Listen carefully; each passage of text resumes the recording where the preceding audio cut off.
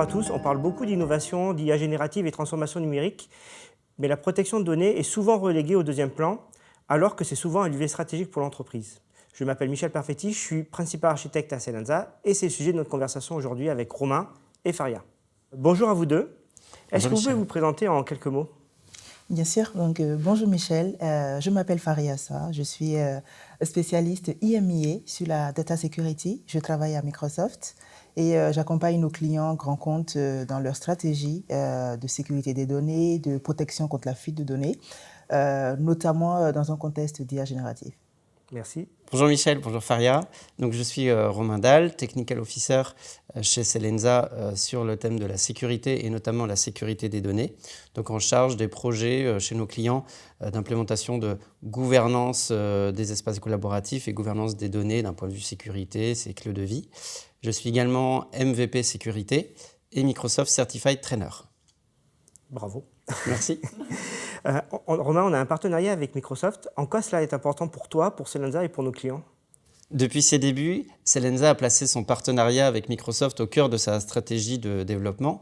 Donc, en tant que pure player Microsoft, comme avec le nom consacré de pure player, nous avons constitué notre expertise autour des sujets donc, du cloud avec Azure, de l'IA, de la data et bien sûr de la sécurité, faisant de cette collaboration donc, avec Microsoft un levier essentiel pour l'innovation et la transformation digitale de nos clients. Quand nous avons été reconnus Partner of the Year par Microsoft en 2024, donc l'année dernière, alors bien sûr, au-delà de l'émotion et de la fierté que cela a engendré, eh bien, ça a conforté notre engagement et notre capacité à proposer des solutions à forte valeur ajoutée à nos clients. Merci. Et Faria, de ton côté, du côté Microsoft, comment la sécurité est devenue un axe majeur de collaboration avec Selensa pour toi ? Alors, pour plusieurs raisons. Déjà, il y a les compétences spécifiques développées par Selensa sur le sujet de la sécurité, qui en font un partenaire de choix pour Microsoft. Donc, pour donner ton exemple, Romain, donc, tu es MVP Data Security, pour dire Multi-Valued Professional. Most Valuable Professional, Most exactement. Valuable Professional. Donc, les deux vont pour Romain. Ouh là là, merci. Donc, c'est un titre assez rare. On n'en a pas beaucoup en France, justement. Donc, cela témoigne de ton niveau d'expertise sur ces sujets de data security, donc expertise de Selensa finalement. Et par ailleurs, en juin dernier, Selensa a fait partie des quelques partenaires privilégiés oui, en effet, merci. Qui ont pu échanger avec notre groupe produit PureView à l'occasion de leur passage à Paris. Donc ça, c'est vraiment le premier volet. Et dans un second temps, il y a encore une fois ces compétences, donc toujours les compétences particulières, qui ont pu créer une relation de proximité avec Microsoft au sens large. Et c'est ce qui permet aussi à Selensa de pouvoir développer des offres spécifiques pour accompagner nos clients, notamment sur les sujets de la sécurité des données, avec l'adoption de l'IA générative, notamment M365 Copilot. Pour donner le ton de nos prochains échanges, est-ce que vous pouvez donner, chacun d'entre vous, quelques mots sur les sujets principaux que les entreprises doivent faire pour gérer leurs données dans le contexte d'IA générative ? Si je peux me permettre de commencer, en effet. En fait, je voudrais commencer en disant que l'avènement de l'IA générative n'a pas créé le besoin de mettre en place un système de protection des données. Ça l'a tout simplement renforcé et de manière assez significative. En fait, une organisation doit faire face à deux situations complémentaires pour sécuriser l'usage de l'IA générative. D'un côté, un collaborateur pourrait être tenté d'utiliser une IA externe, une IA générative externe. Alors, on peut en citer deux, trois, donc ChatGPT, Mistral, plus récemment DeepSeek. Il y a aussi ce qu'on appelle les IA génératives internes, celles qui vont être intégrées au SI d'une organisation.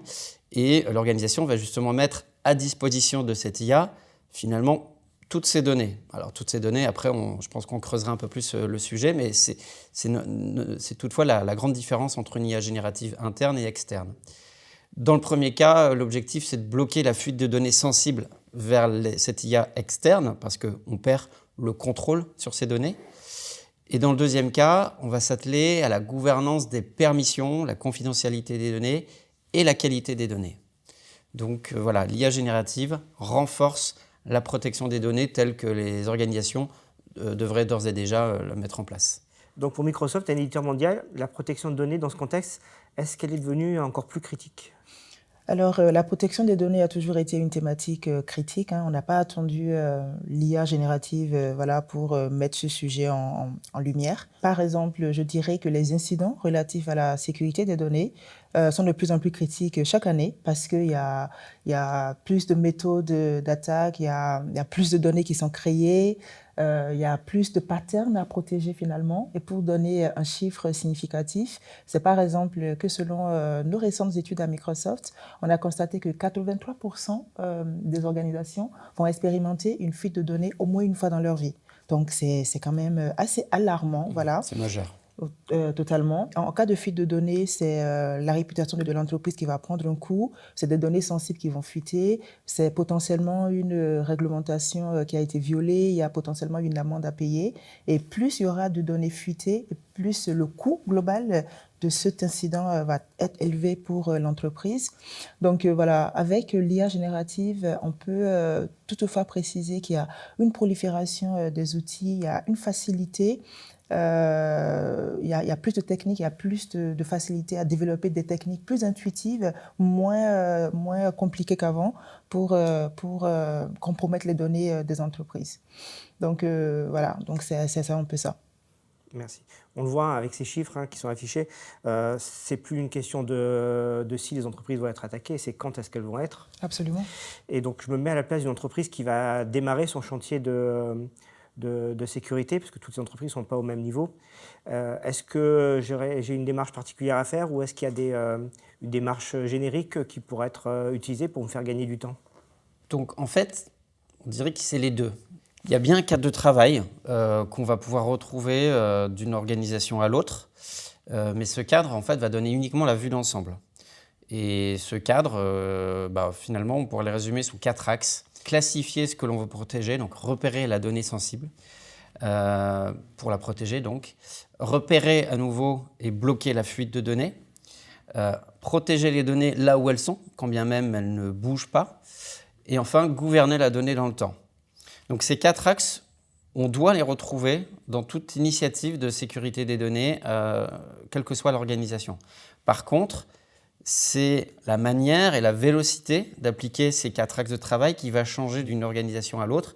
En fait, ça va dépendre de sa maturité, alors dans le bon sens du terme, sa maturité à mettre en place, à finalement prendre conscience de l'importance de la sécurité des données, sa maturité aussi à prendre conscience des obligations réglementaires auxquelles elle fait face, et puis ça dépendra aussi finalement de son pilotage par les risques. Un exemple de projet et de référence client, dans le cadre donc, du déploiement de M365 Copilot, on démarre par entre autres actions, par un sujet finalement d'audit des usages et des besoins. Je me suis vite rendu compte que finalement, il y avait des cas d'usage vraiment distincts. Dans certaines directions métiers, l'usage de l'IA générative était d'ores et déjà une habitude chez certains collaborateurs et ils utilisaient des IA génératives que j'appelais externes tout à l'heure, donc par exemple ChatGPT. Dans d'autres directions métiers, l'IA générative était tout simplement proscrite de par la nature de l'information manipulée par les collaborateurs. Et dans une troisième partie de cette organisation, une troisième partie de cette direction métier, l'usage de l'IA générative était envisagé, toléré, mais à condition que ce soit M365 Copilot. Donc finalement, il a fallu auditer les usages et les besoins de chaque direction pour que les mesures de protection soient à la fois compatibles avec les usages collaboratifs de la direction visée, mais qu'en même temps, ils s'inscrivent dans un cadre global de protection. Global donc à toute l'organisation. Donc, en fait, en conclusion sur cette question, je dirais que avant d'être éventuellement généralisée, une stratégie doit d'abord être adaptée à son contexte bien spécifique qui est peut-être un certain processus métier ou une certaine direction métier. Dans tous les cas, la phase de classification est primordiale, que ce soit, comme tu dis, il y a externe, il y a interne, j'imagine, des documents. Est-ce que tu peux donner quelques détails supplémentaires sur cette partie? Je dirais qu'en fait, la richesse d'une entreprise forcément, ce sont ses collaborateurs. Et ces collaborateurs, eh bien, en fait, ils ont une expertise, ont une connaissance et ils produisent des données. Et donc, la richesse d'une entreprise, au-delà des collaborateurs, c'est les données qu'elle produit. C'est des données qui sont enrichies sans cesse. Et in fine, ces données, on les appelle un peu les joyaux de la couronne. Donc, ils sont toujours plus nombreux, ces joyaux, toujours plus dispersés. Tantôt dans un espace OneDrive, un site SharePoint, une équipe Teams, une communauté Viva Engage. Une clé USB. Clé USB, exactement. Et en local sur un poste de travail, et j'en passe. Et donc, en fait, tout dans cette masse d'informations non structurées, il faut identifier en priorité les données qui vont vraiment créer des risques pour l'entreprise si elles tombent sous les yeux de personnes, on va appeler non légitimes, de manière générale. Okay, donc, ces données si sensibles qui tombent sous les yeux des mauvaises personnes, elles sont susceptibles de faire perdre de l'argent, comme Faria le disait, générer des poursuites en justice ou créer tout simplement des problèmes de qualité dans un processus métier. Donc en fait, l'organisation elle est à la fois victime de ces problèmes de mauvaise circulation des données, mais elle est en même temps responsable. Donc chaque direction métier, elle a par nature, on va dire, un périmètre de données et des risques qui lui sont quasi spécifiques. Donc c'est avec chacune d'elles qu'il faut identifier ce qui peut causer du tort à l'entreprise de manière ciblée, encore une fois, c'est une certaine direction métier peut-être, ou de manière généralisée. Dernier exemple, c'est par exemple sur un aspect de généralisation, c'est une conformité à la réglementation PCI DSS dans un domaine bancaire. D'accord. On comprend mieux l'intérêt de cette phase. C'est vraiment, si on ne sait pas ce qu'on a, on ne peut pas le protéger. De ton côté, Faria, à Microsoft, vous accompagnez beaucoup d'entreprises. Quel est le point de départ de ces entreprises d'ailleurs sur ces sujets ? Alors, il n'y a pas de point de départ précis. Il n'y a pas un point de départ de référence. Tout va dépendre de qu'est-ce qu'on veut protéger. Donc, tout à l'heure, Romain parlait des joyaux de la couronne. Les joyaux de la couronne prennent un visage différent selon le type d'entreprise, le secteur d'activité, selon le type de risque à couvrir finalement. Des entreprises vont avoir pour joyaux de la couronne peut-être des données personnelles, tandis que d'autres vont avoir plutôt des données financières, des données de recherche et développement. Donc, in fine, je dirais, tout dépend de la taille de l'entreprise, de la région. Quand je parle de la région, je parle qu'on soit en Europe ou aux US, puisqu'on n'est pas soumis aux mêmes contraintes réglementaires. Le secteur d'activité, puisque là encore, on n'est pas soumis aux mêmes contraintes réglementaires. Donc, les entreprises n'ont pas le même niveau de maturité et la stratégie de protection des données va donc dépendre de plusieurs facteurs. Pour donner quelques exemples précis, certaines organisations vont débuter leur stratégie en tenant en compte le risque qui pèse sur leur activité, tandis que d'autres vont plutôt prendre en compte donc, toute cette complexité réglementaire qui peut avoir un poids très important selon le type d'entreprise. Si je prends l'exemple d'une entreprise du secteur bancaire, donc c'est là qu'on a quand même beaucoup de données sensibles à protéger. C'est là aussi qu'on a un cadre réglementaire assez lourd, notamment tout ce qui est PCI, DSS, tout ce qui est FINRA, tout ce qui est RGPD, puisque quel que soit le secteur, les données personnelles vont quand même occuper une place importante. Voilà. Tandis qu'une entreprise du secteur de la santé va peut-être vouloir protéger les propriétés intellectuelles, les données des patients, les traitements, donc contre soit une attaque externe, mais aussi on a tendance à trop souvent oublier les risques internes. Donc, on a un employé qui est sur le départ, qui va peut-être vouloir partir avec la dernière innovation, le dernier vaccin qui a été développé par cette entreprise. Donc, on va aussi beaucoup chercher à se prémunir contre les risques internes en utilisant des outils de détection contre des séquences d'activités. Donc, un employé qui, sur le départ, qui justement va commencer à copier des données sur une clé USB, va commencer à imprimer beaucoup de données, va commencer à déclassifier le niveau de sensibilité des données pour mieux les exfiltrer. Donc voilà, c'est autant d'éléments contre lesquels les entreprises vont vouloir se protéger selon ce qui est important pour elles. Donc de façon globale, je dirais que l'adoption de l'IA générative va aussi renforcer cet état de surveillance Voilà, parce qu'on sait que l'IA générative, ça va ouvrir ou donner de la visibilité sur des accès qu'on avait, mais qu'on ignorait qu'on avait. Voilà, il va surfacer des données qui étaient là, voilà, qu'on n'utilisait pas forcément.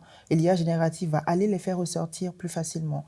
Donc, compte tenu de l'adoption généralisée de l'IA générative, on va vouloir accélérer sa stratégie de sécurité des données. On va vouloir aller regarder, attention, les données dormantes qui peut-être ne dormiront plus avec l'IA générative. Quelle est leur nature? Comment est-ce qu'on va les protéger? Est-ce qu'au contraire, on ne va pas peut-être faire plus de chiffrement, ou on va peut-être nettoyer les permissions, ou au contraire, on va peut-être les supprimer tout simplement? Parce que, attention, GDPR, par exemple, on ne peut pas retenir les données indéfiniment. Donc, autant d'éléments qui vont avoir une proportion d'importance variable selon l'entreprise au final. Donc, c'est ultra compliqué. Mais en effet, pour, entre guillemets, compléter ce que tu dis, avec la vision consultant, on va dire, historiquement, le point de départ, si l'organisation n'arrivait pas à le trouver elle-même, et là je vais peut-être faire plaisir aux DPO qui nous écoutent et qui nous regardent, entre guillemets, merci le RGPD, parce que ça donnait un cadre concret de départ, que ce soit d'un point de vue audit des données actuelles, jusqu'à quel point il y a des données personnelles qui traînent un peu n'importe où ou qui circulent, et ça donnait un premier axe de travail, un premier axe peut-être d'un pilote. Et ça, pendant très longtemps, le RGPD a été, on va dire, au-delà d'une organisation bancaire qui de facto doit être conforme PCI DSS. Si on regarde, si on factorise un petit peu toutes les organisations, le RGPD, c'était le premier cas de départ. Avec l'IA générative, il y a d'abord eu, super, on ouvre l'IA générative à tous les collaborateurs, et puis rapidement, on se dit, ah oui, mince, il y a peut-être des données qui vont circuler ou qui vont être mises en avant par l'IA. Alors qu'il ne faudrait pas. L'IA ne sait pas qu'une donnée est vieille et qu'il ne faut plus l'utiliser. Voilà, et c'est exactement ça. Et donc, au final, ça a été un petit peu le deuxième exemple type de point de départ d'une stratégie de sécurité des données. Et certaines organisations, alors je pense que ça reste une minorité, décident de lancer un projet de déploiement d'IA générative sans faire cet audit. C'est un risque. Oui, parce que l'IA, comme je disais, elle ne sait pas quelles données elle peut utiliser, pas utiliser. Donc en fait, tout est à plat. Quand tu dis, on va avoir des données qui vont remonter à la surface alors qu'avant, elles n'étaient pas utilisées parce qu'elles étaient enfouies profondément dans le système d'information. C'est ça. Et donc, pour toi, Romain, il y a des choses à faire avant vraiment de se mettre à l'IA générative. Oui, en fait, par définition, en fait, il n'y a rien qui est mis en place au début. Il y a peut-être une vision, mais rien de très concret. Et donc, s'il fallait retenir, on va dire, 4 axes, je dirais que je parlais de la vision. Il y a ce qu'on appelle, en tout cas dans les grandes organisations, il y a ce qu'on appelle la PSSI, la politique de sécurité du système d'information. La PSSI définit un cadre général de quelles données devraient être protégées, éventuellement comment, mais c'est rarement très précis. Et donc, en l'état, la PSSI, ce n'est pas l'alpha et l'oméga d'une conception détaillée de stratégie de chiffrement ou d'autres choses. Donc, ça reste la base, c'est le cadre global, mais après, il faut que finalement, cette PSSI, elle soit adaptée aux usages de collaboration de chacune des directions métiers. Ça ne veut pas dire protéger une donnée selon la PSSI, ça ne veut pas dire qu'opérationnellement, il faut forcément bloquer tel exemple d'email ou tel exemple de conversation Teams, etc. Deuxièmement, et je reviens un peu sur ce que je disais tout à l'heure sur l'aspect repérer les données sensibles. Donc c'est bien de les repérer, mais il faut aussi ce qu'on va appeler faire une classification de confidentialité. Jusqu'à quel point un document il est d'ordre, on va dire, général à l'organisation. Il est confidentiel, voire très confidentiel, secret, ça dépend des taxonomies de classification de chaque organisation. Mais ça va permettre autant à l'utilisateur qu'au système, si un document est classé selon justement un de ces axes de confidentialité, eh bien de savoir comment réagir, à quel point ça doit être protégé, faiblement partagé et autres. Et donc la classification de confidentialité, eh bien, ça va permettre par exemple d'activer du marquage visuel au sein d'un document ou, je l'ai cité un tout petit peu avant, peut-être du chiffrement. Donc ça va permettre de renforcer un petit peu la protection qu'on appelle au repos dans le document. Je reviens juste sur le chiffrement. attention, encore une fois, il ne faut pas en abuser parce que ça influence vos habitudes, vos usages de collaboration en interne, mais surtout avec l'externe. Je ne rentre pas dans les détails, mais voilà, c'est faisable. On peut toujours collaborer sur des documents chiffrés, mais ça change quelques façons Et de ça n'a faire. pas un impact non significatif sur l'utilisation des documents aussi, suivant la taille du document. Voilà, tout à fait. Troisièmement, je dirais que la protection des données, c'est en fait 20% de technique globalement et 80% d'accompagnement au changement. Vos utilisateurs, en fait, ils doivent comprendre pourquoi, alors qu'avant il n'y avait peut-être rien, pourquoi désormais il y a des mesures de protection. Pourquoi, lorsque j'essaie d'envoyer un email à l'extérieur, désormais j'ai un petit message qui me dit « Êtes-vous sûr de vouloir envoyer cet email parce que j'ai reconnu des données personnelles ?» pour avoir ce type de message, ou pourquoi, dans un cas plus grave, on va dire « l'email est bloqué ». Donc les utilisateurs, en fait, ils doivent savoir réagir, éventuellement identifier des exceptions, savoir quoi faire si le système s'est trompé, on va parler de faux positifs. Donc il faut former les utilisateurs, les éveiller. Et enfin, je dirais que les collaborateurs, encore une fois, au-delà de la gestion du changement, en fait, quand ils viennent dans une organisation, ils ne viennent pas tous, loin de là, en tant que spécialistes de la sécurité. Et on ne doit pas les former alors qu'on travaille aux ressources humaines, à la compta ou que sais-je. On doit devenir un spécialiste de la sécurité. Donc le système, autant de fois que possible, doit savoir réagir de manière automatique. Ça peut prendre du temps pour définir les bonnes règles pour que tel ou tel automatisme se mette en œuvre, mais c'est vraiment la bonne direction parce que justement le système agira à la place de l'utilisateur. On ne peut pas remettre sur les épaules des collaborateurs l'ensemble finalement de la viabilité de la stratégie de sécurité des données. Oui, la stratégie, elle doit accompagner les utilisateurs dans leur choix et ne doit pas les forcer ou les laisser dans le vide, dans l'ignorance de ce qu'ils doivent faire de leurs documents. Voilà. Donc, le collaborateur il doit réussir à agir par exception. Le système recommande, voire impose dans des cas très précis, et l'utilisateur doit savoir réagir en conséquence. Donc on doit l'accompagner, lui expliquer, voire le former sur certains aspects. D'accord. Donc 80% d'accompagnement, 20% d'outils. Globalement, oui. On t'a parlé de stratégie, de règles. Microsoft propose des outils pour faire cela. On parle de PureView, c'est vraiment le système central de cette partie. Est-ce que tu peux nous en dire quelques mots ?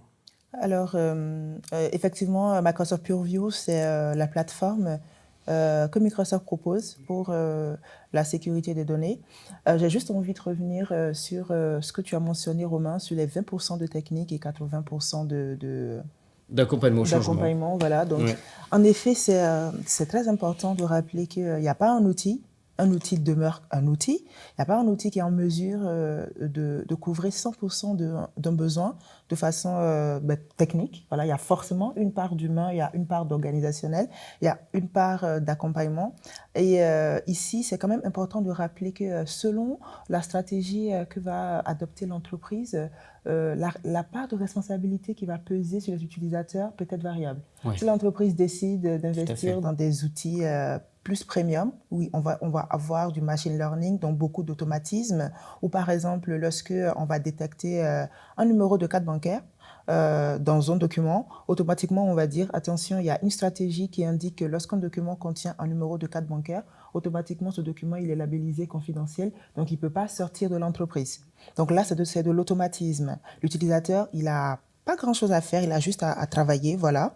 Tandis que si l'entreprise choisit plutôt une approche plus basique, c'est à l'utilisateur, lorsqu'il voit qu'il y a un numéro de carte bancaire dans le document, c'est à lui d'aller chercher le bon niveau de classification qu'il faut. Donc, on l'aura formé, on lui aura dit, quand tu trouves un numéro de carte bancaire, tu appuies sur l'étiquette confidentielle. Mais l'utilisateur, s'il n'est pas bien formé, s'il n'a pas pris le temps de bien se former, ou s'il est vraiment trop pressé d'envoyer le document, il peut choisir la mauvaise étiquette. Et c'est souvent ce facteur, j'ai pas le temps. Voilà. Donc 80% d'accompagnement, dans l'accompagnement, je pense qu'il y a une part importante qui doit être consacrée à la formation, à la sensibilisation, à l'information des utilisateurs. Donc j'en reviens à la partie 20% de technique. Ce n'est que 20%, mais c'est quand même beaucoup, parce que je rappelle que Microsoft PureView est une plateforme, donc ce n'est pas un outil qui permet de classifier ou de bloquer le partage de documents sensibles vers l'extérieur. C'est tout ça et plus encore. Donc, c'est une plateforme qui va proposer des fonctionnalités de détection de données sensibles, d'identification des menaces, de protection contre un partage disproportionné de données sensibles vers les mauvais destinataires, qui va aussi bloquer la fuite volontaire ou non, accidentelle ou malicieuse de données sensibles. L'ensemble des éléments de cette plateforme vont permettre aux entreprises de mettre en place une stratégie de protection des données en se basant sur le risque, les contraintes réglementaires, comme on a pu le voir tout à l'heure. Donc, cet ensemble d'outils nécessite de la formation. Tout à l'heure, on a parlé des utilisateurs, mais là, je parlerai plutôt des administrateurs qui doivent comprendre l'intelligence derrière cet outil, savoir que, par exemple, les 3 composantes qu'on a là à l'écran doivent bien souvent fonctionner ensemble. Il n'est pas évident de baser sa stratégie de sécurité des données sur uniquement l'identification des menaces. Il faut tenir compte de qu'est-ce qu'on veut protéger, de qu'est-ce qu'on veut bloquer ou pas, parce que la productivité doit quand même primer avant tout. Donc, dans toute cette complexité de connaissance de l'outil, de sensibilisation à la protection des données, à la sécurité des données, à l'identification des risques, on a souvent besoin de se faire accompagner. Donc, c'est pour cela que Microsoft va s'appuyer sur un important réseau de partenaires, dont justement Selensa, qui accompagne déjà nombreux de nos clients sur l'ensemble de ces projets. Donc, Selensa, en tant que partenaire, va avoir des interlocuteurs aussi bien techniques, donc le CISO, le CTO, le directeur cyber, mais aussi métier, sans oublier l'aspect réglementaire dont tu parlais des DPO. Donc, autant d'interlocuteurs que nos partenaires savent adresser pour arriver à une stratégie conforme. Oui, c'est fini le cliché d'administrateur système dans son bureau Complètement.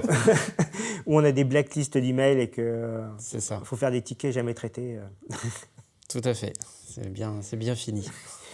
Juste pour revenir sur ce que tu as dit sur les différents niveaux de premium, je voudrais parler d'insider risk management. Ça fait partie des choses que tu disais entre je laisse l'entreprise mettre en place des outils ou j'accompagne les utilisateurs avec des outils pour les aider au cas où ça sort un peu des chemins. Alors, insider risk management, puisque tu l'as mentionné, c'est en effet l'un des outils de la plateforme Microsoft Purview qui va plutôt se retrouver dans le champ identifier les menaces.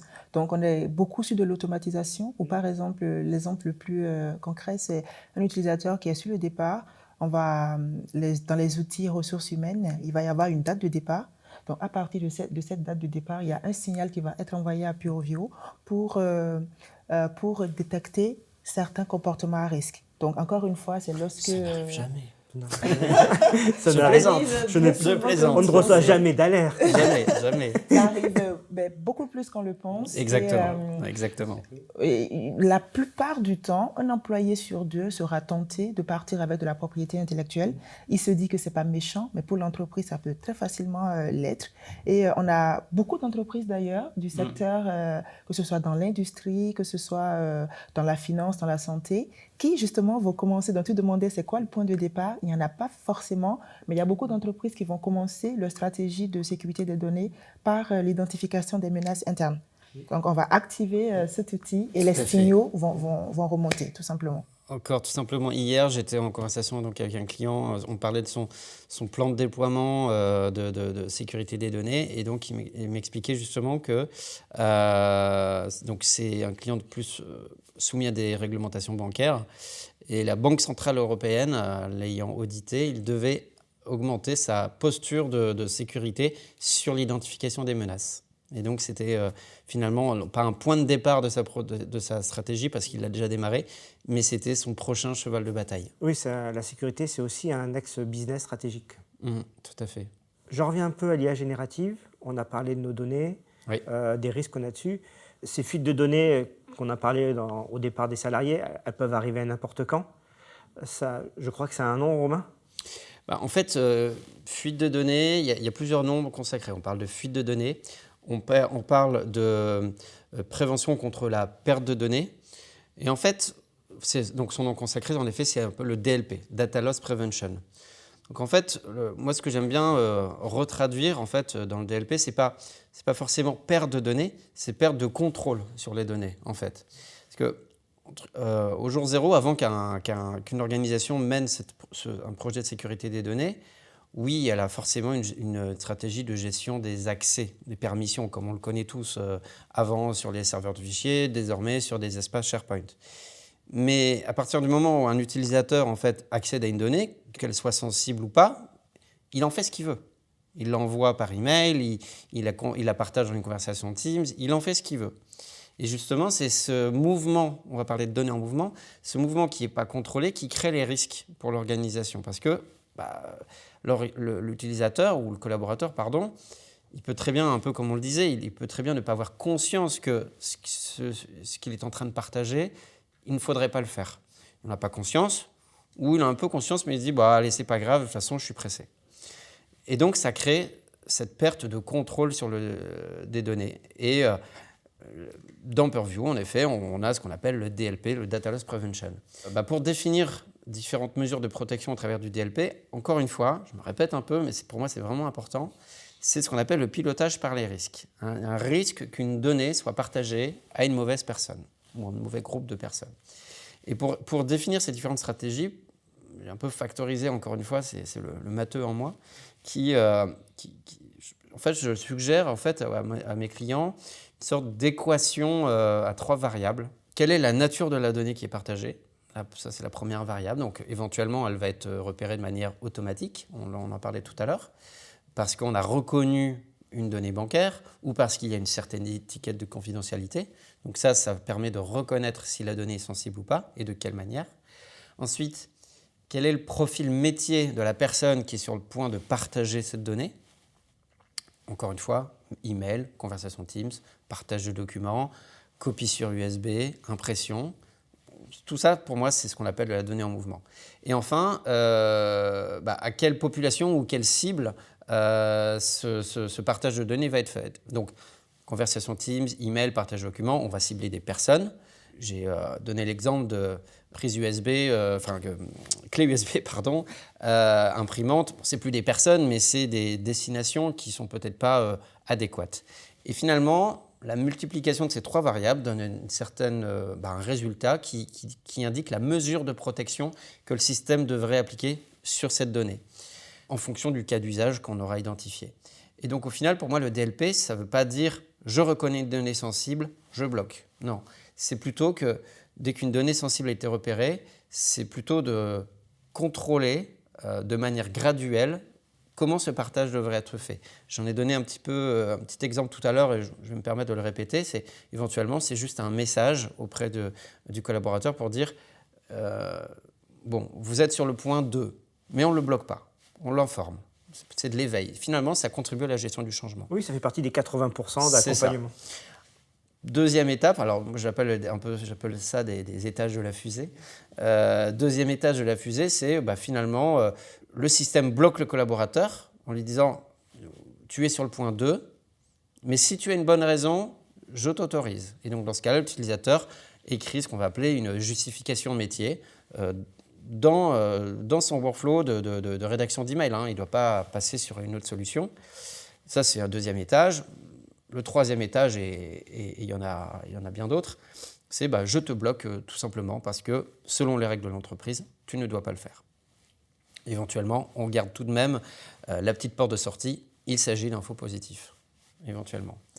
Donc c'est ça en fait finalement ce que je voulais dire, la réponse de manière graduée à une situation d'un point de vue DLP.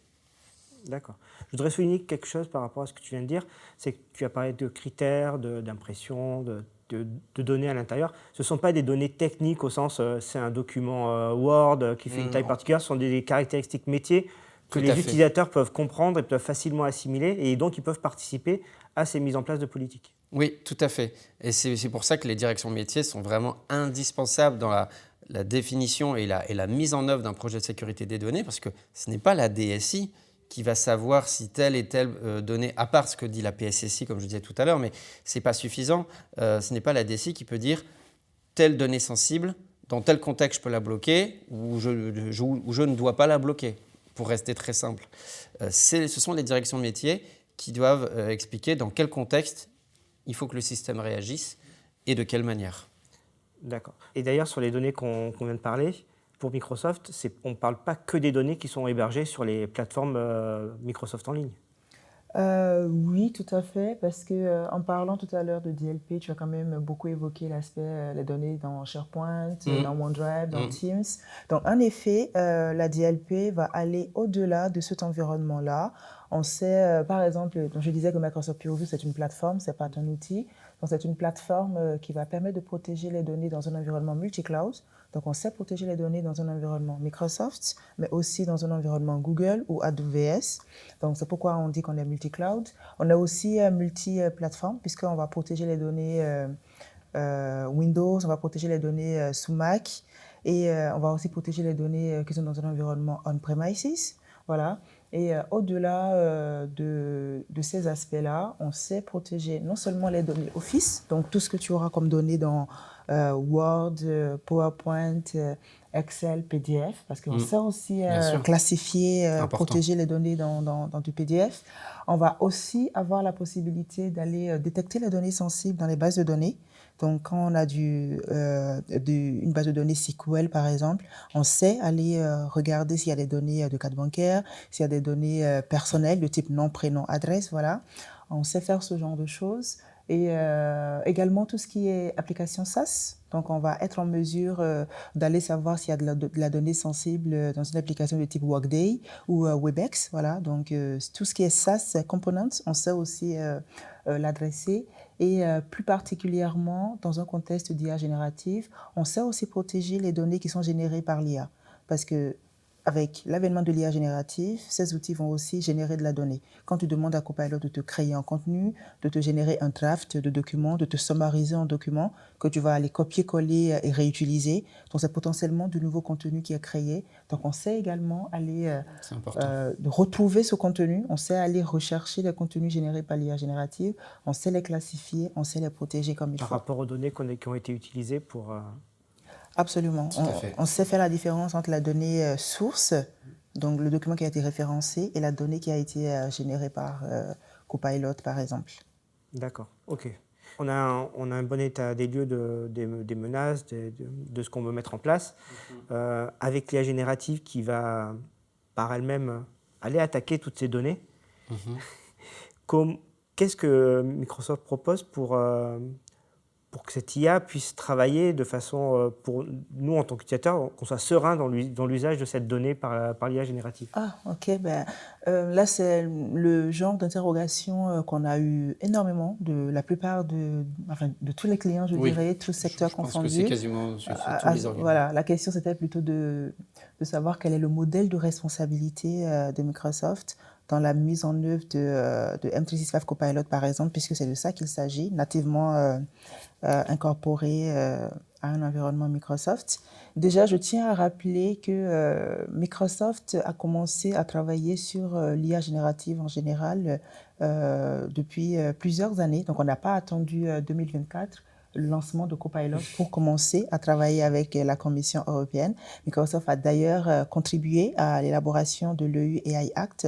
Donc, c'est pour dire à quel point les notions de trust ou de sécurité by design, by default, sont importantes pour nous, et nous les avons donc intégrées à la base de la génération de notre modèle d'IA générative qui est M365 Copilot. Donc, Microsoft travaille sur un modèle de responsabilité qui est partagé. Je pense que Romain saura mieux en parler que moi. Donc, on a une responsabilité partagée entre l'éditeur et les entreprises qui vont finalement consommer ces solutions-là. Et quelques notions que je peux mettre en avant, c'est tout ce qui est confidentialité et sécurité. Donc, on s'assure, par exemple, que les données de l'entreprise restent bien dans le tenante de l'entreprise. Donc, par exemple, lorsque Selensa va utiliser Copilot, les données que Selensa va utiliser, va demander à Copilot, va référencer dans Copilot, vont toujours rester dans un environnement sécurisé Selensa et ne vont jamais fuiter vers une autre entreprise. Les données que Selensa va utiliser pour interagir avec Copilot ne seront jamais réutilisées pour entraîner le modèle. parce que là, on est sur ce qu'on appelle les large language models. Donc, c'est des modèles qui ont des cycles d'entraînement spécifiques et ces modèles-là ne vont pas utiliser les données avec lesquelles on les alimente au quotidien. Donc ça, c'est des engagements sûrs de Microsoft. On est aussi sur des notions d'inclusion. Donc, nos modèles d'IA générative ne vont pas cautionner de la discrimination. Donc, c'est des modèles qui sont entraînés pour s'assurer que voilà, il y a pas de discrimination basée sur le genre, sur l'origine ethnique. Sur quoi que ce soit, au final. Sur quoi que ce soit. Donc, ça, c'est des éléments qui sont hyper importants pour nous. On a aussi cette notion de transparence, donc où on partage sur nos sites Trust Center, on explique bien clairement comment ces modèles sont entraînés, on explique comment les données sont utilisées et on a la notion de EU Data Boundary.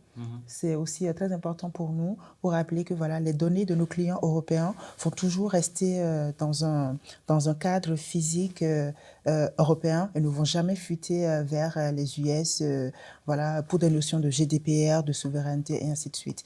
Donc c'est autant de notions que vous trouverez plus en détail sur notre Trust Center qui explique comment ces modèles fonctionnent, quelles sont les responsabilités de Microsoft et quelles sont les garanties que nous offrons à nos clients, notamment en Europe. Et justement, je vais en effet rebondir sur cette notion de modèle de responsabilité partagée qui en fait existe depuis que Office 365 existe. Au final, Microsoft met à disposition des mécanismes qui seront performants, mais à condition que l'organisation décide de s'en servir et correctement. Oui. Donc c'est bien cela, c'est que Microsoft s'engage à ce que les données ne fuitent pas, mais par contre, c'est à l'organisation de s'assurer que la donnée qu'une IA générative pourrait juger statistiquement parlant utile par rapport à une question, il faut s'assurer que le document qui est jugé statistiquement utile, il puisse être utilisé dans le cadre de l'utilisateur qui a posé le prompt. Donc c'est vraiment cette question c'est à l'organisation de s'assurer que les accès aux données sont les bons. L'exemple d'un document RH, tout simplement, c'est l'exemple le plus, ou un document qui contient des mots de passe, mais bon, normalement, ça ne doit pas exister. Normalement, voilà. Eh bien, en fonction de la question, l'IA fait ce calcul mathématique ou statistique pour savoir quel document, au pluriel, se rapproche le plus, sémantiquement parlant, on va dire, de la question. Si tel document sensible est calculé statistiquement utile, il peut l'utiliser alors que même l'utilisateur ne sait pas qu'il a accès à ce document calculé par l'IA. Donc c'est bien à l'organisation de mettre en place ces mécanismes. Donc plus simplement, on va dire, il y a 3 étapes en fait, à mettre en place par une organisation. Donc c'est renforcer la gouvernance et la stratégie des accès aux données, déployer, j'en parlais aussi tout à l'heure, mais c'est à nouveau très important pour l'IA générative, déployer une stratégie d'étiquetage de confidentialité. Parce que si justement un document, l'IA générative, et en l'occurrence Copilot, utilise un document qui a été classé confidentiel et produit un nouveau document sur la base du prompt et du document source, eh bien ce fameux document cible, ce nouveau document, héritera de la même étiquette, ou en tout cas de l'étiquette la plus forte si plusieurs documents ont été utilisés. Donc c'est pour ça qu'on fait perdurer finalement la protection et à minima la classification de confidentialité. Je pense que tu l'avais évoqué un petit peu plus tôt. Et enfin, il faut identifier les contenus qui ne devraient pas être utilisables par Copilot. Pour quelque raison que ce soit, ou pour différentes raisons, il faut isoler des documents du périmètre sémantique de Copilot. Je reviens sur l'IA générative, qui est quand même un mécanisme assez récent où les gens n'ont pas forcément une bonne compréhension de comment ça marche. Les personnes ne risquent pas de manipuler des données qu'elles ne pensaient pas avoir accès avec des données de sensibilité trop hautes. Parce que j'imprime un document, je le sais, je sais quel type de document j'imprime. Une IA générative, je lui pose une question, je lui demande « donne-moi tous les salaires de la société ». Peut-être qu'elle va pouvoir y accéder et je ne suis même pas au courant. Donc comment je fais attention à ces points-là qui sont quand même un peu plus techniques que je copie une clé, des données sur une clé ou j'imprime un document. En fait, oui, comment dire? Il y a plein de choses qui sont dites, mais dans un contexte d'IA générative, en effet, on va s'assurer que ce partage de données, justement, si on sait qu'il y a de l'IA générative en plus qui est déployée, on va être encore plus sensible à qui on partage tel type d'information. Potentiellement, le fait que l'IA générative soit là, renforce encore plus la gravité du partage de telle ou telle donnée.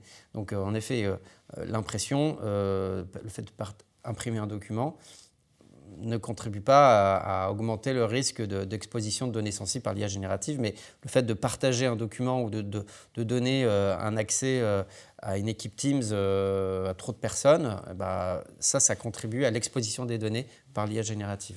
Alors, si je peux juste ajouter quelque chose par rapport à les mesures de contrôle qu'on va mettre en place dans un contexte d'adoption de l'IA générative. Donc, rappelez qu'il y a des centaines d'agents d'IA générative sur le marché. Ouais. Et les utilisateurs, les employés, ils adorent ces outils, ils aiment les utiliser, ils sont curieux, ça les aide d'une façon ou d'une autre.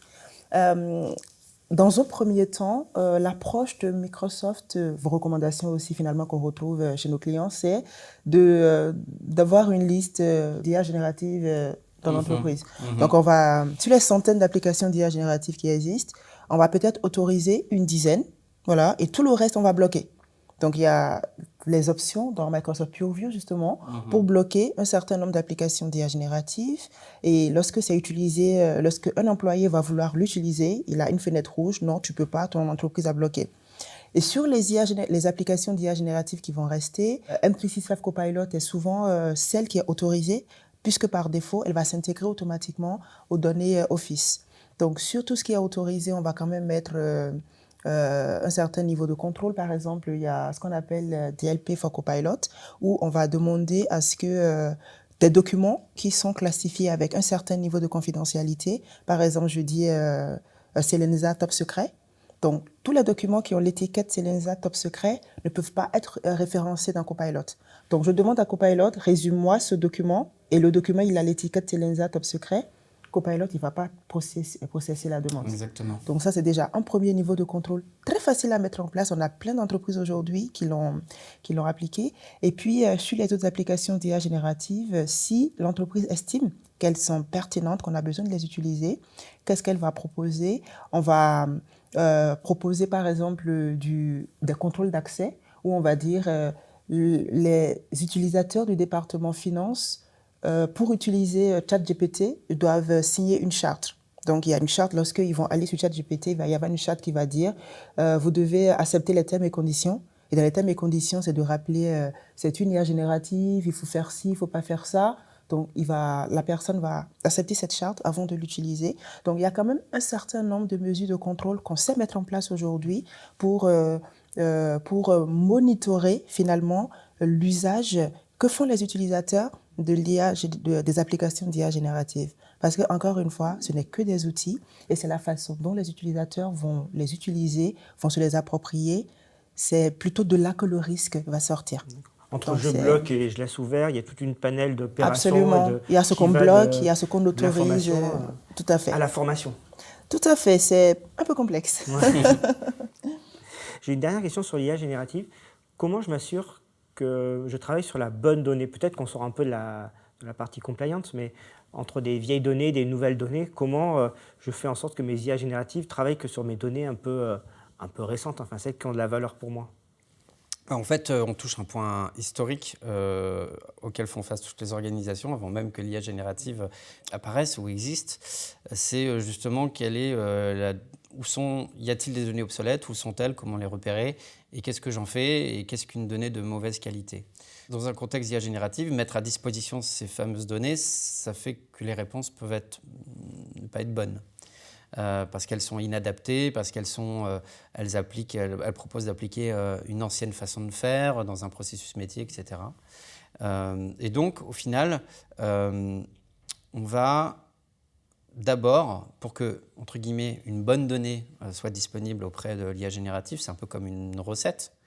Je suis le cuistot et en fait, on va mettre à disposition que les bons ingrédients. En fait, on va m'enlever les ingrédients qui sont périmés.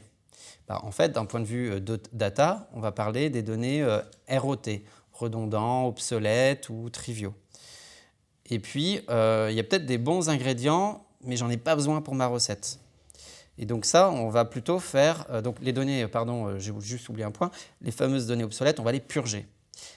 Et les bonnes données, mais qui ne sont pas cohérentes dans un contexte d'IA générative, on ne veut pas que l'IA générative puisse s'en servir, même si ces données ont encore une valeur pour l'organisation, on va plutôt faire une stratégie d'archivage.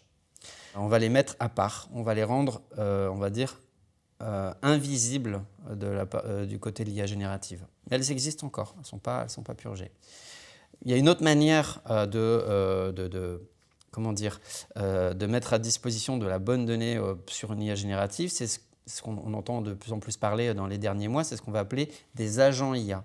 Plutôt que de demander une IA qui va regarder sur toutes les données de tout le SI, on va amener un collaborateur à questionner un agent IA qui va seulement s'appuyer sur un corpus de données qu'on aura sélectionné au préalable. Et donc, au final, ça contribue à ce que la qualité de la réponse soit la meilleure possible, bien sûr à condition que le prompt, c'est-à-dire la question de l'utilisateur, soit pertinente pour cet agent. C'est ça, exactement. J'imagine que ces agents, c'est ceux qu'on fait avec Copilot Studio ou même qu'on peut développer en développement spécifique. Oui, tout à fait. Donc, voilà, il y a tout un ensemble de données qu'on enlève des yeux de l'IA générative. D'accord. Donc, une approche multi-agent et finalement ciblée est quand même assez efficace si on veut avoir des réponses plus claires. Je pense qu'on a fait le tour sur le sujet. Si on avait encore un dernier conseil à donner, quel serait ce conseil pour vous? Et toi, Faria, en premier? Oui, d'un point de vue éditeur, on se rend compte que de nombreuses organisations vont commencer leur projet de data security sans pleinement mesurer la complexité.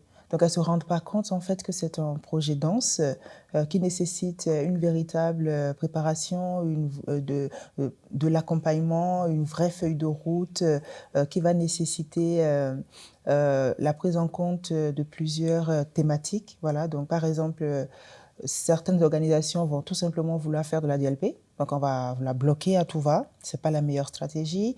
D'autres organisations vont vouloir tout simplement classifier, donc aller retrouver les documents qui contiennent des données sensibles et derrière vont demander aux utilisateurs d'aller manuellement appliquer le bon niveau de la bonne étiquette.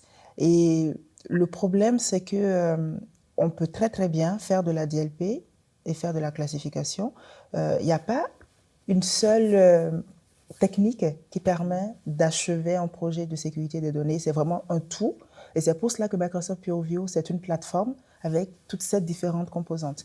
Donc, le fait de sous-estimer ce que cela représente, de prendre en compte tous ces facteurs, cela va créer de la désillusion à un certain moment parce que l'entreprise va dire « Oui, mais j'ai classifié mes données, pourtant j'ai une fuite de données » ou « J'ai mis en place de la DLP, pourtant il y a un employé qui est parti avec 1 téraoctet de données qu'il est allé revendre à la concurrence. » Donc, c'est pour cela qu'on demande justement à ces entreprises-là de se faire accompagner d'un partenaire qui va pouvoir les aider à encadrer, voilà, qu'est-ce qui est important pour vous, qu'est-ce que vous avez envie de protéger, contre quoi, et derrière, on va pouvoir aller regarder, compte tenu des types de données que possède l'entreprise, qu'est-ce qu'il faut mettre en place, par quoi faut-il commencer, à quelle échéance faut-il appliquer les différentes stratégies qu'on a définies dans sa feuille de route.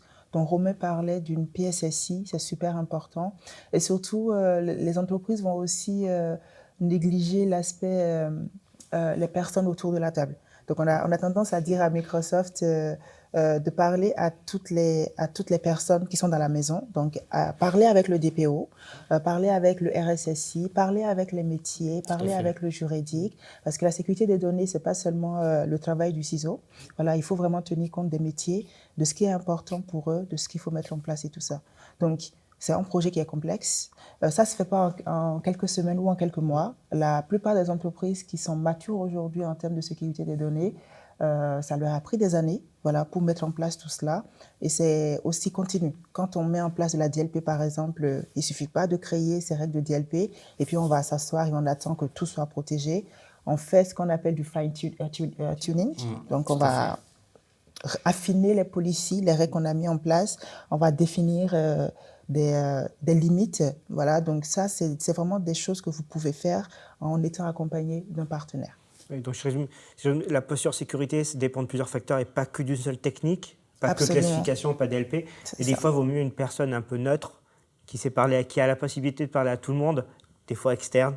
Je vends notre part. Une personne Je vends notre neutre, part, Mais qui permet en fait, qui prend du recul qui et peut prendre du recul, Ouais. qui permet Absolument. d'adresser et discuter avec tout le monde. Absolument. Et l'autre erreur que j'ai envie d'évoquer rapidement, c'est dans cette quête d'une sécurité totale entière, des entreprises vont avoir tendance à acquérir plusieurs outils. Alors, ça peut apporter plus de complexité que de sécurité. Parce que plus d'outils égale plus de gestion, plus d'administration. D'intégration. Et d'intégration. Voilà, on va faire de la DLP avec un outil A, on va faire de la classification avec un outil B. À un moment, il faut que ces outils communiquent. Oui. On va faire voyager de la donnée alors que ce n'est pas la best practice. Donc voilà, autant de raisons de partir avec un partenaire pour définir le Oui, bon c'est chemin. l'intégration des outils qui va faire le niveau de sécurité et pas la force de chaque outil. C'est ça, c'est ça. Et toi, Romain, un dernier conseil ? Bah, en fait, ce qui me vient à l'esprit, c'est reprendre différentes choses qu'on a citées durant cette discussion. On va parler de deux choses. Il y a la vision d'ensemble et il y a la réalité opérationnelle. La vision d'ensemble, au final, c'est, encore une fois, on va le citer, c'est la PSSI. Donc ça donne le cadre global, ce qu'une organisation a décidé de manière, entre guillemets, théorique, mais en tout cas de manière générale, comment elle doit s'assurer que ces données ne fuitent pas, etc. Mais ça, imaginons que le volet sécurité des données de la PSSI définisse 4 grandes stratégies. Est-ce qu'on applique les 4 en même temps, par laquelle on commence? Et ça, la PSSI ne le dit pas. Donc, on revient à cette notion du point de départ. Et je pense que j'en ai parlé tout à l'heure. Le point de départ, c'est qu'est-ce qui se passe réellement sur le tenant? Jusqu'à quel point on a des données personnelles qui sont éparpillées, et ou données bancaires, et ou des données liées à une propriété intellectuelle. Est-ce qu'elles sont éparpillées? Est-ce qu'elles circulent? Et ça, pour s'en rendre compte, en fait, on ne réinvente pas la roue. Hein. La sécurité des données, c'est comme d'autres projets de sécurité. Il faut faire un audit de l'existant, se rendre compte réellement que se passe-t-il. Et c'est là où on va avoir finalement deux visions, enfin en tout cas deux axes qu'on va faire converger. Il y a la vision d'ensemble et l'audit qui va nous permettre de savoir qu'est-ce qui se passe réellement et ça va donner les priorités. Éventuellement, l'audit va faire ressortir les choses que la PSSI ne couvre pas, ou des choses que la PSSI couvre, mais là où la PSSI disait il faut à tout prix être conforme RGPD, oui, bien sûr, mais on se rend compte peut-être qu'au travers de l'audit, les collaborateurs sont plutôt, on va dire, sages et bien disciplinés sur la question. Donc, oui, il faut le faire, mais ce n'est peut-être pas une priorité parce que finalement, on va revenir au fameux fichier password. Il y a plein de genres d'informations techniques et finalement dangereuses qui circulent, ou d'autres. Et donc, finalement, l'audit définit quel est le bon point de départ en termes d'implémentation et de graduation de la posture de sécurité. Et donc, ça va nous permettre de définir ce qu'on appelle un peu communément les quick wins. Je rajouterais des fois que cet audit, qui est une technique qu'on applique pour d'autres types de projets aussi, permet d'avoir une image factuelle de l'exposition de l'entreprise. Et l'entreprise, des fois, elle n'est même pas consciente de ce risque d'exposition. Tout à fait. Dans certains audits, on a eu des bonnes surprises et de belles surprises, mais pas dans le bon sens du terme. Merci à vous deux. Merci Michel, merci Faria. Merci Faria, merci Romain. On ne va pas vous laisser partir les mains vides. Quelques liens pour vous sous cette vidéo. Vous allez retrouver le blog Selensa, notre chaîne YouTube. Vous allez aussi retrouver les liens LinkedIn vers Romain et Faria que je vous conseille de suivre. Avec plaisir. Vous retrouverez aussi le lien vers le Trust Center de Microsoft qui reprend l'ensemble des certifications que l'éditeur fournit qui nous sert aussi à garantir que les prestations qu'on fait respectent les normes dans les pays dans lesquels on travaille. Vous avez aussi la doc sur Purview et vous avez les liens vers notre future formation SC401. Romain, si tu veux dire quelques mots dessus. Oui, en effet, en tant que Microsoft Certified Trainer, donc j'ai l'honneur de pouvoir animer une formation qu'on appelle certifiante, donc préparée à l'examen de ce qu'on appelle le SC401, qui est la nouvelle version de l'examen donné par Microsoft, enfin, en tout cas l'examen que l'on doit faire pour être certifié en protection des données vis-à-vis des technologies Microsoft. Donc c'est une formation de 4 jours que j'aurai l'honneur d'animer et dont une session est planifiée en juin. Merci beaucoup. Merci. Merci.